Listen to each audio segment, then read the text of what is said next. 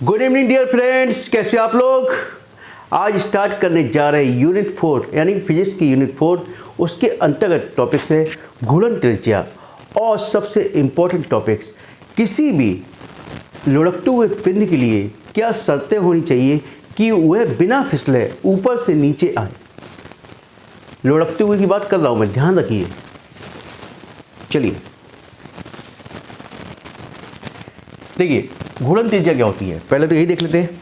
माना कोई अक्ष है, ठीक है, इसके चारों ओर कोई m द्रव्यमान का पिंड है, ठीक है, और कोई m द्रव्यमान का पिंड है किसी अक्ष के परितः घूम रहा है, यानी इस अक्ष के परितः घूम रहा है।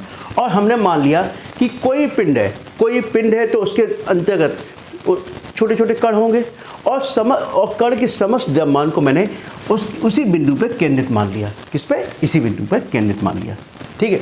अब सपोज ये इसकी दूरी कितनी है? r है। क्या है? r है, ठीक है।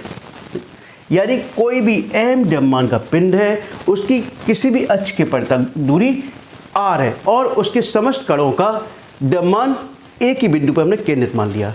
तो यह दूरी यदि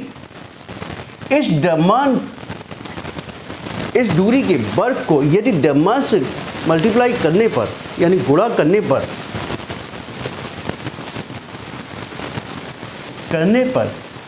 उस पिंड का इस अक्ष के परितः जड़त्व आघूर्ण ज्ञात हो या जड़त्व आघूर्ण प्राप्त कर लिया जाए या जड़त्व आघूर्ण निकलता हो, तो उस दूरी को, इस लंबवत दूरी को क्या कहते हैं? इस अक्ष के परितः त्रिज्या कहते हैं, यानी घूर्णन त्रिज्या कहते हैं। देखिए I बराबर mr²। अब देखिए ये इससे क्या निकल रहा बेटा? I जड़त्व आघूर्ण, ठीक है। अब यानी कि इस दूरी के वर्ग को द्रव्यमान से, पिंड के द्रव्यमान से गुणा करने पर किसी भी पिंड का यदि किसी अक्ष के परितः जड़त्व आघूर्ण ज्ञात हो, तो उस दूरी को इस अक्ष के परितः उसकी घूर्णन त्रिज्या कहते हैं। तो इस r को हम क्या कह सकते हैं? r = 1 मान लिया, इसको घूर्णन त्रिज्या माना, k मान लिया। क्या मान लिया? k मान लिया। तो I बराबर मैं लिख सकता हूं mk²। क्या लिख सकता हूं बेटा? mk², ठीक है। दोबारा से देख लो। माना कोई m द्रव्यमान का पिंड है, किसी भी अक्ष के परितः घूम रहा है, ठीक है। और कोई पिंड आप जानते हो कई द्रव्यमानों से मिलकर बनता है, कई कणों से मिलकर बनता है, जिसके द्रव्यमान अलग अलग होते हैं। लेकिन माना समस्त द्रव्यमान उसके एक ही बिंदु पर केंद्रित है, ठीक है। अब इस द्रव्यमान से इसकी लंबवत दूरी क्या है? r है। यदि इस दूरी के वर्ग को इस द्रव्यमान से मल्टीप्लाई कर दिया जाए तो उस पिंड का इस अक्ष के परितः जड़त्व आघूर्ण ज्ञात हो जाए, तो इस लंबवत दूरी को इस अक्ष के परितः पिंड की घूर्णन त्रिज्या कहते हैं, ठीक है। अब I बराबर mk² हो गया, समझ में आ गया। तो k² बराबर क्या लिख सकते हैं हम? I/m। तो k बराबर हो गया √k I/m, हो गया सिंपल से, ठीक है। अब देखिए, अब मेन इंपॉर्टेंट टॉपिक है कि अब देखते हैं हम बिना फिसले किसी पिंड के लुढ़कने की शर्त। यानी कोई भी पिंड जो थीटा एंगल बनाते हुए, यानी क्षैतिज से, यानी सतह से थीटा एंगल बनाते हुए लुढ़कता है, तो बिना फिसले वो लुढ़के, इसके लिए कौन कौन सी शर्तें होनी चाहिए? बहुत इंपॉर्टेंट टॉपिक से, कई बार एग्जाम में पूछा गया है। देखिए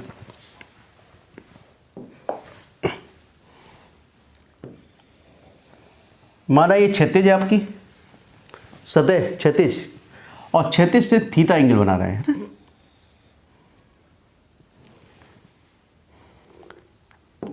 जी आपका थीटा एंगल बना हुआ है, ठीक है। माना कोई पिंड है गोल, कैसा? गोल पिंड है ना। माना कोई गोलाकार पिंड है,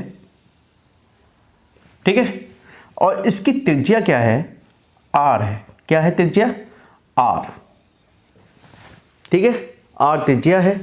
और इसका एम द्रव्यमान यानी एम द्रव्यमान का पिंड है और ये एम द्रव्यमान का पिंड है, इसका तो बाहर क्या हो गया, एम जी हो गया। क्या हो गया बाहर, एम जी हो गया। ठीक है, अब फ्रिक्शन फोर्स जो कार्य करेगा वो फ्रिक्शन ऊपर की ओर कार्य करेगा, एफ एस। इतना समझ में आ गया, बताइए। अब देखिए ए आर है, अब इसको एम जी को दो भागों में डिवाइड करते हैं, एम जी कॉस थीटा और एम जी साइन थीटा, थीटा एंगल बनाते हुए। तो एम जी कॉस थीटा यहाँ पे आ गया, एम जी कॉस थीटा, और दूसरा एम जी साइन थीटा, एम जी साइन थीटा। ठीक है, दो कंपोनेंट। इतना समझ में आ गया, एक एम जी कॉस थीटा, दूसरा एम जी साइन थीटा। ठीक है, अब आप जानते हो, क्या जानते हैं हम, यानी कि एम जी, देखिए यानी कि जिस गति में पिंड लुढ़क रहा है उसका भार माइनस उसके अपोजिट एम एफ एस बल बराबर, या कह सकते हैं इसको बल जिस गति में, जिस दिशा में पिंड लुढ़क रहा है उस दिशा में कार्य करने वाला बल माइनस उसके अपोजिट दिशा में कार्य करने वाला बल equal to M A, M ए। ठीक है, अब देखिए एम जी साइन थीटा बराबर हो गया आपका M A minus F S. ठीक है, या अभी हम इसको ऐसी बना रहने दीजिए, आप इसको एफ एस ऐसी बना रहने दीजिए आप, मैं यहीं से इसको सॉल्व करता हूँ, देखो है ना। अब देखिए एफ एस बराबर एम ए, तो एफ एस इधर दिखा लिए, एफ बराबर क्या होता है, पहले देख ले, टाउ बराबर क्या होता है, F into R, F S into R. बल आगुण बराबर क्या होता है, बल इंटू दूरी, यही होता है। और बल आगुण बराबर होता है आई इंटू अल्फा, आई इंटू अल्फा भी होता है, तो एफ एस इंटू आर। इतना आ गया, तो tau I alpha equal to F S equal to R. अब देखिए अल्फा बराबर क्या हो गया, या एफ एस बराबर निकाल लो पहले, है ना। एफ एस बराबर क्या हो गया बेटा, आई अल्फा अपॉन आर। इतना समझ में आ गया। अब अल्फा, तो ए बराबर जानते हो आर अल्फा, तो अल्फा बराबर क्या हो गया, ए अपॉन आर। ठीक है, अल्फा बराबर हो गया ए अपॉन आर, तो एफ एस इक्वल टू हो गया आपका आई इन अल्फा की ए अपॉन आर, और एक आर आपकी पहले से है, तो एफ एस बराबर हो गया आई ए अपॉन आर स्क्वायर। इतना समझ में आ गया। अब इसकी वैल्यू में यह रख दूं, माइनस एफ एस की जगह क्या रख दी मैंने, I A upon are square equal to M A. ठीक है, तो देखें m ji sine theta equal to, J रह जाएगा प्लस में हो जाएगा, क्या हो जाएगा, प्लस में हो जाएगा, तो M A plus I A upon are square. ठीक है, समझ में आ गया इतना। अब देखिए एक कॉमन ले लो, अभी एक कॉमन ले सकते हैं हम इसमें, लेकिन मैं अभी एक कॉमन लूंगा नहीं। ठीक है, एम जी साइन थीटा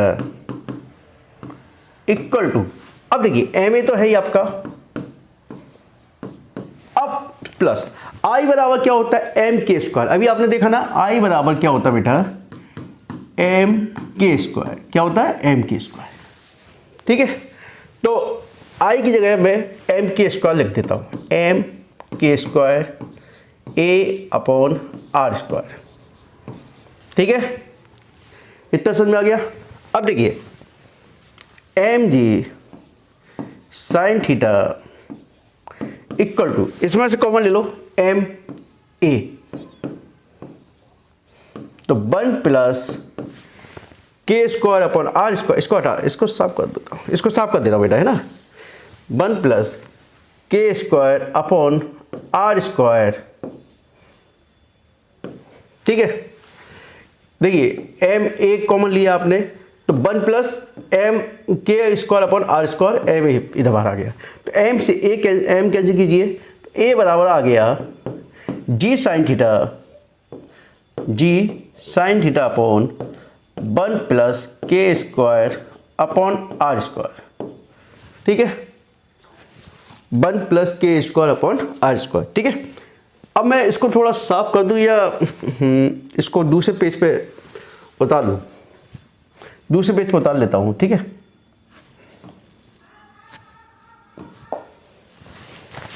ए बराबर क्या निकला, जी साइन थीटा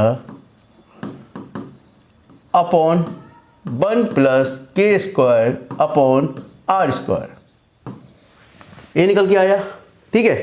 अब देखिए हम जानते हैं, अब देखिए कंडीशन है, यदि लुढ़कने वाला पिंड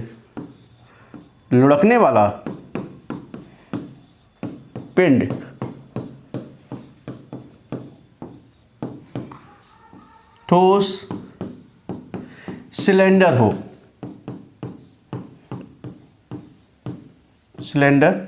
हो, ठीक है। तो सिलेंडर के लिए मोमेंट ऑफ इनर्शिया का यानी जड़त्व आघूर्ण का फॉर्मूला क्या होता है, 1/2 mr², ठीक है। और I बराबर आप जानते हो, I बराबर क्या होता है, mk² बराबर 1/2 mr², m से m कैंसिल कीजिए, k² अपॉन r² बराबर कितना आ गया बेटा, 1/2, कितना आ गया, 1/2।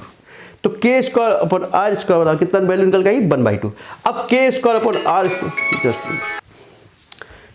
एक्चुअली फोन आ गया था।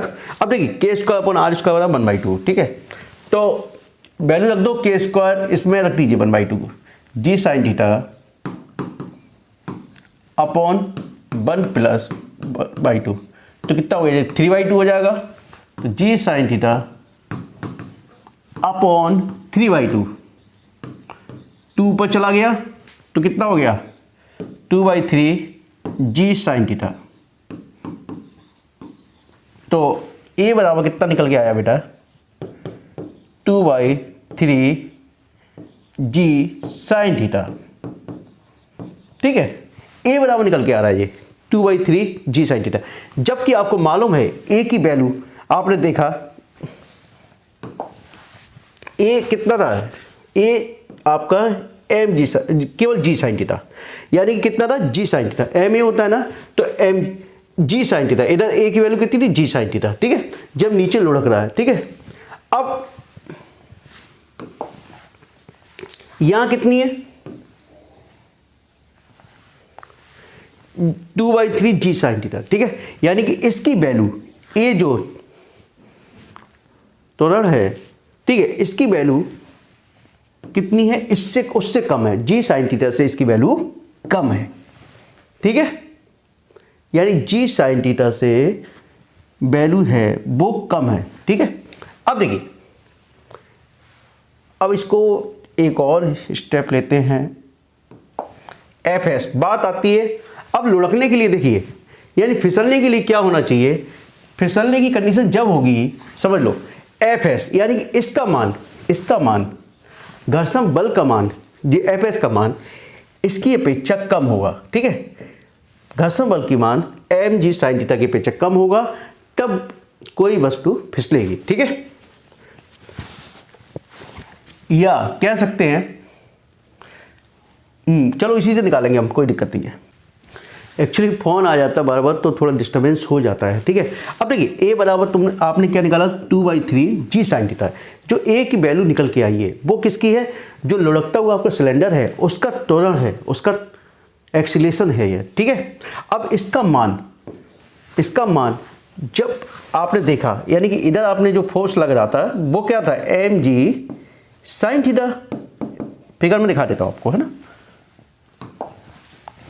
ये देख एम जी पूरा जो फोर्स लग रहा था एम जी साइन थीटा, तो इसका त्वरण कितना हो गया, जी साइन थीटा होगा। कितना हो गया बेटा, जी साइन थीटा। एफ बराबर एम ही होता है, तो इसकी अपेक्षा उसका मान कितना है, कम है, ठीक है। इसकी अपेक्षा ए मान कम है, ठीक है। 2/3 जी साइन थीटा, वो जी साइन थीटा की अपेक्षा कम है, ठीक है। अब इतना समझ में आ गया। जो लुढ़कते हुए उसका है, ठीक है। अब त्वरण का मान यदि जी साइन थीटा से अधिक होता तो फिर क्या होता, फिसलता। क्या होता, फिसलता, ठीक है। यानी इसका मान जी साइन थीटा की अपेक्षा अधिक होता तो वो क्या होता, जो पिंड था आपका वो फिसलता, ठीक है। अब दूसरी कंडीशन देखते हैं इसी में। एफ एस बराबर आपने निकाला था आई ए अपॉन आर स्क्वायर, ठीक है। तो आई बराबर क्या है, सिलेंडर की बात चल रही है, 1/2 एम आर स्क्वायर, ठीक है। तो ए का मान कितना बेटा आपका, जी साइन थीटा अपॉन, ए का मान निकल के आया था जी साइन थीटा अपॉन, या ऐसे कर लेते 2/3 जी साइन थीटा, ठीक है। 2/3 जी साइन थीटा, ठीक है। और नीचे आर स्क्वायर है ही आपका, आर स्क्वायर से आर स्क्वायर कैंसिल कीजिए, तो 1/2 एम जी साइन थीटा, ठीक है। जबकि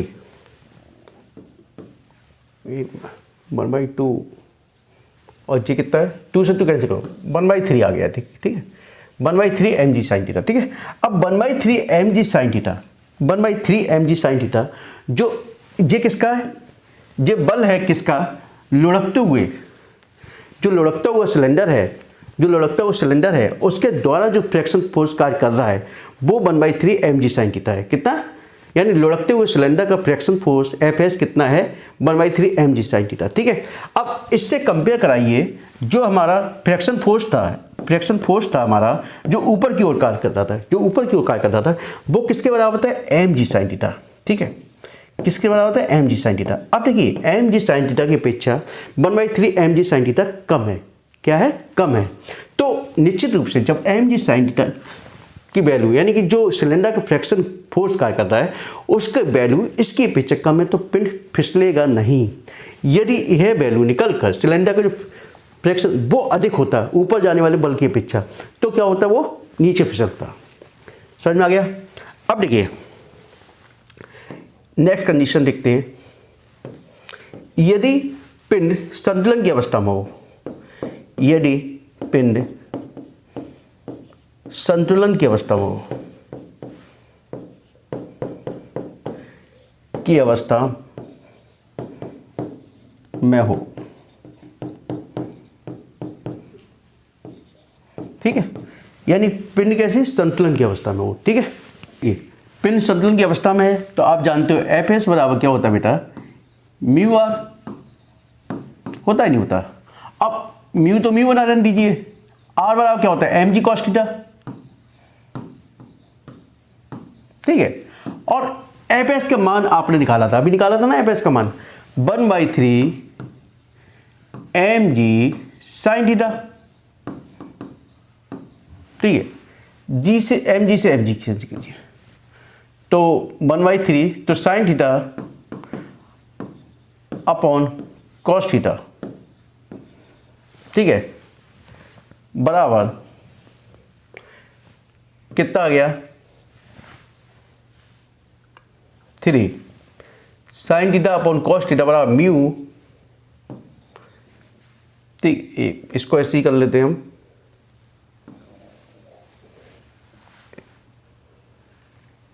या एक काम करो तो इसको 1/3 ऐसे बना रहने देते हम, ठीक है।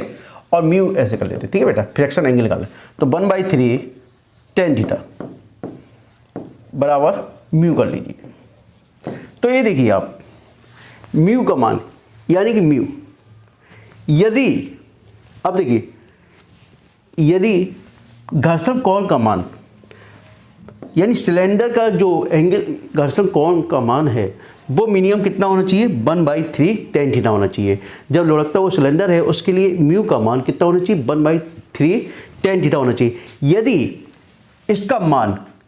यदि म्यू का मान 1/3 tan थीटा से कम है तो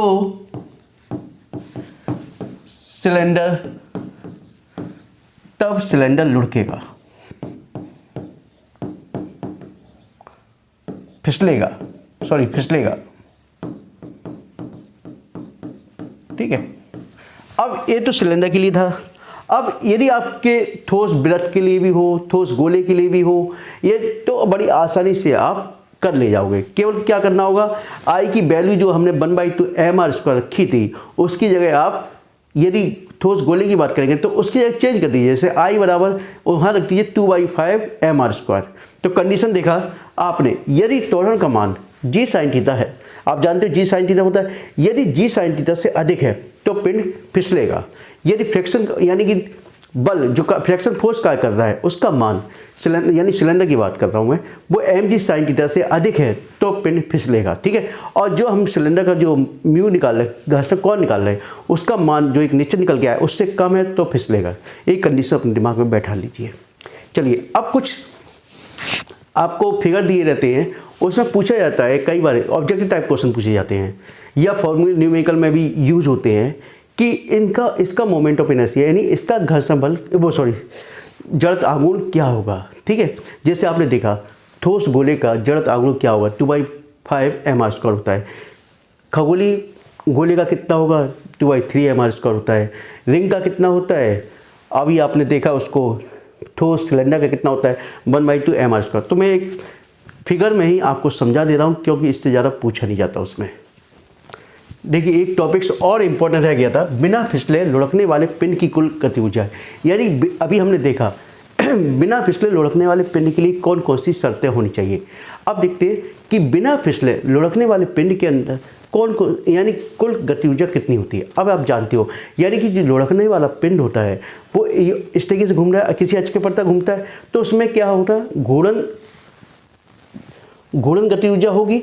दूसरा, उस पिंड के जो पार्टिकल्स होंगे, कण होंगे, वो भी एक डायरेक्शन में गति करते हैं, एक ही डायरेक्शन में, तो उनमें क्या हो, एक स्थानांतरित गति भी होगी। ठीक है, तो ये दो प्रकार की गति करते हैं।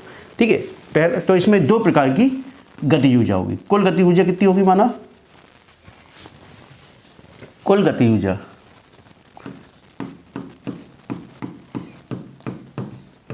ऊर्जा बराबर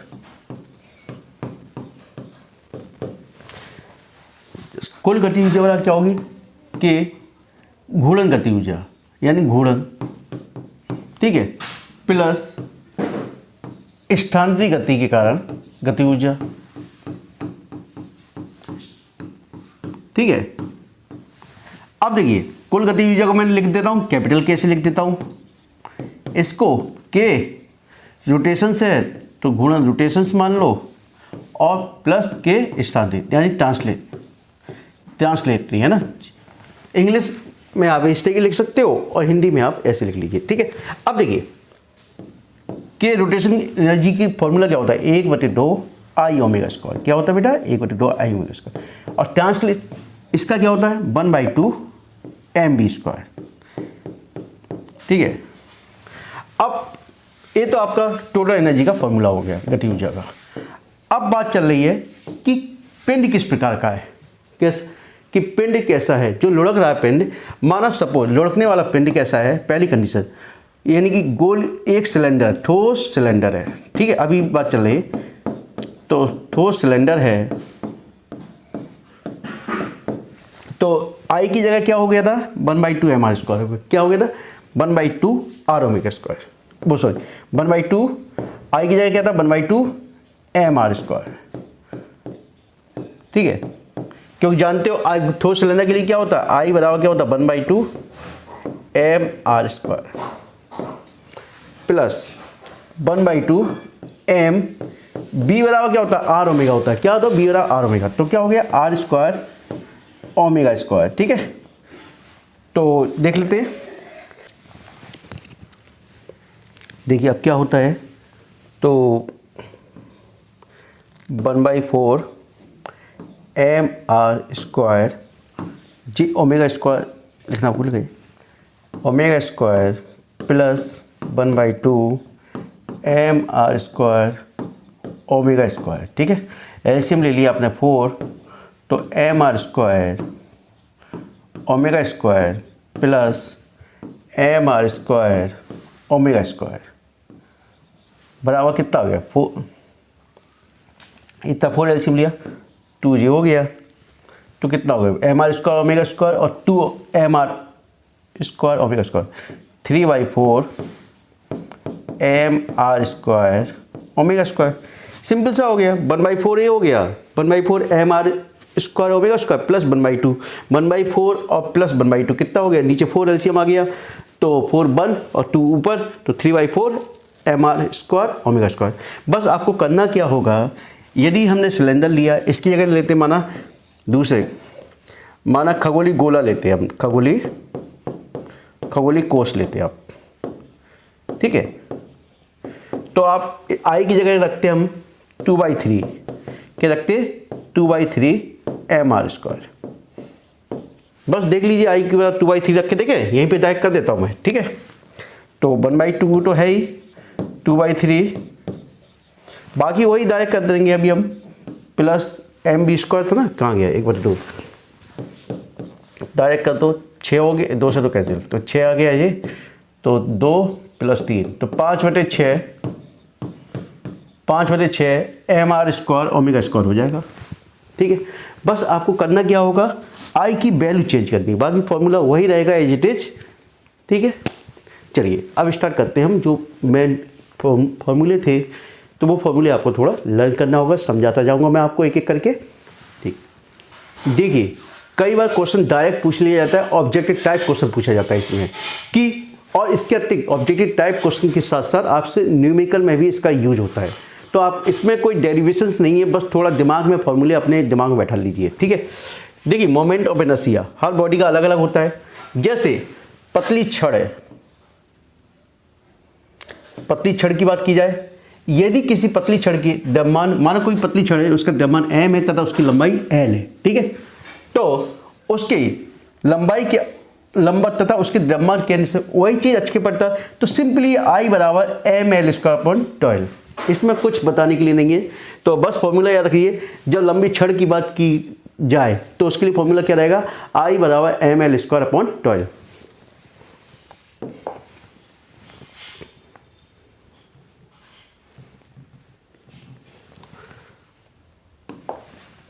अब देखिए दूसरा, आयताकार पटल यानी रेक्टेंगुलर प्लेट, यदि किसी पटल का द्रव्यमान m है, लंबाई l है, ठीक है। आयताकार की बात चल रही है तो लंबाई एक लंबाई होगी, दूसरी उसकी चौड़ाई होगी, l और b हो गई, तथा उसके द्रव्यमान केंद्र से में गुजरने वाले अक्ष के पड़ता उसका जड़ता कोण क्या होगा बेटा, I = m।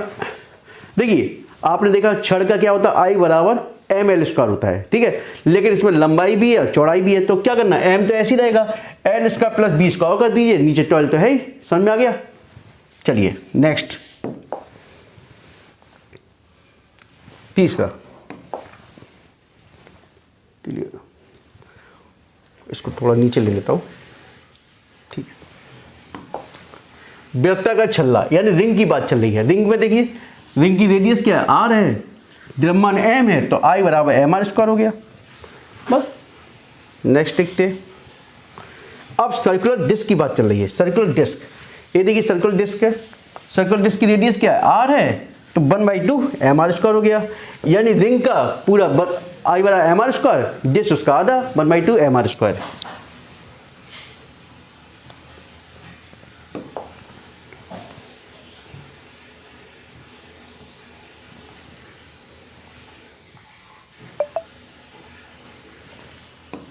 अब देखिए ठोस बेलन की बात चल रही है।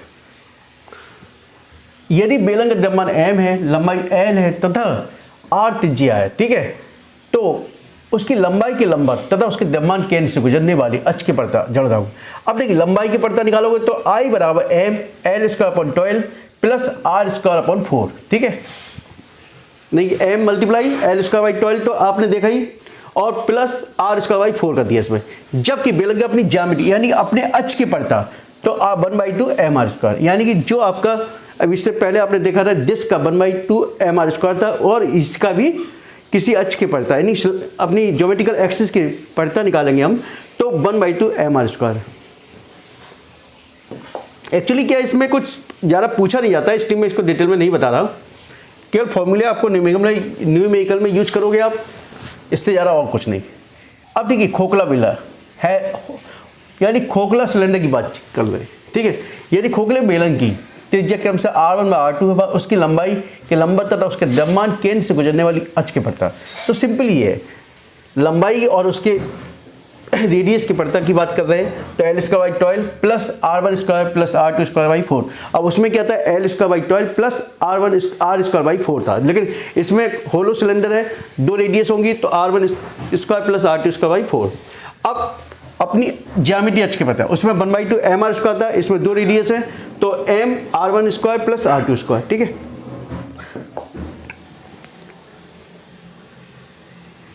अब ठोस गोले की बात चल रही, ठोस गोले में बस याद रखिए I बराबर 2/5 mr स्क्वायर, ठीक है। अब खोखला होलो स्फीयर, यदि होलो स्फीयर की बात चल रही तो बस 2/5 m। अब देखिए R2 square minus R1 square upon R2 cube, sorry R2 5 है, ठीक है। अब minus R1 5 upon R2 cube minus R1 cube, ये फॉर्मूला आप याद रखिए। इसका वैसे खोखला गोला का कभी पूछा नहीं गया कुछ भी, ठीक है, लेकिन तब भी आप याद रख लीजिए इसको।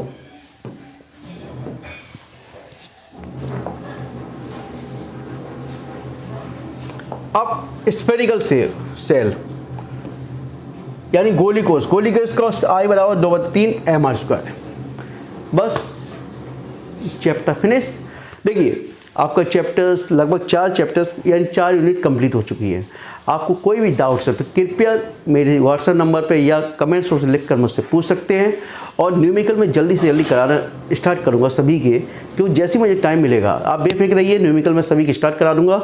लेकिन उससे पहले मैं आपको एक बार पूरे डेरिवेशंस और थ्योरी कंप्लीट करा दूँ सभी यूनिट की, ठीक है। Okay, thank you.